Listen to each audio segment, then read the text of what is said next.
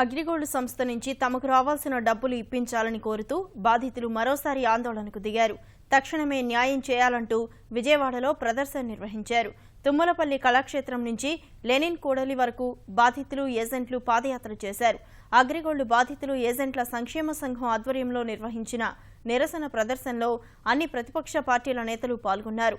పాదయాత్రను అడ్డుకున్న పోలీసులు నిరసనకారులను అదుపులోకి తీసుకున్నారు.